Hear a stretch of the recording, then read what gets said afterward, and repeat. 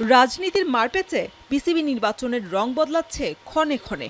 দেশের ক্রিকেটের ভবিষ্যৎ কর্তাদের কথার লড়াইয়ে এর প্রমাণও মিলেছে পরদে পরদে।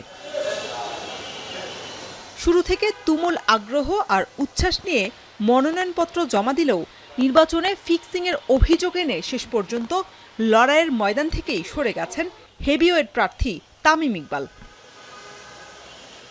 তবে তামিমের আনা ফিক্সিংয়ের অভিযোগের পর তাকেই কাঠগড়ায় দাঁড় করিয়েছেন সাবেক পরিচালক খন্দকার জামিল। যে মোর্চাটা সে তৈরি করেছিল সেই মোর্চাটাকে নিয়েই তার ইলেকশন করা উচিত ছিল। তার সমঝোতাতে যাওয়াটা আমি আসলে ভালোভাবে নিতে পারি নাই, কারণ সমঝোতা করতে গিয়েই তো আসলে ঝামেলাটার সৃষ্টি হলো। প্রথমে ৯-৩ এরকম একটা সমঝোতা করলো, পরে বললো না ১২ জনই আমাদের দরকার।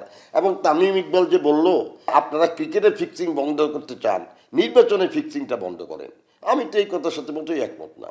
সমঝোতাটাই তো একটা ফিক্সিং। এদিকে দেশসেরা ওপেনার তামিম ইকবালের নির্বাচন করা নিয়ে তাড়াহুড়োই কাল হয়েছে বলে মনে করেন সাবেক এই পরিচালক। তবে তামিমকে নিয়ে ভিন্ন মত বিসিবি নির্বাচনে প্রতিদ্বন্দ্বিতা করা অন্য প্রার্থীদের।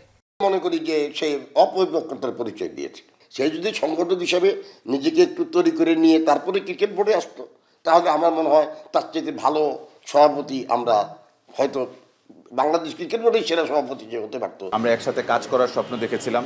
যারাই উইথড্র করেছে, খালি তামিম ইকবাল না, আরও বাকিও যেখানে ছিলেন সেখানেও অনেক যোগ্য ক্যান্ডিডেট ছিলেন যারা ডিজার্ভ করেন এখানে থাকতে। ওনার একটা পার্সোনাল কারণ থাকতেই পারে, সেই পার্সোনাল কারণ তো উনি আমাকে কোনো সময় বলবেন না, কিন্তু যথাযথ আমাদের পক্ষ থেকে বা আমাদের সবার পক্ষ থেকে যারা এখনও উইথড্র করেনি, যারা উইথড্র করেছে সবাই চেষ্টা করেছেন, কিন্তু ওনারা ওনাদের ডিসিশনে অটল ছিলেন। এখন যারা আমরা নির্বাচন করছি সবাই আমরা অর্গানাইজার এবং খেলার মাঠের লোক।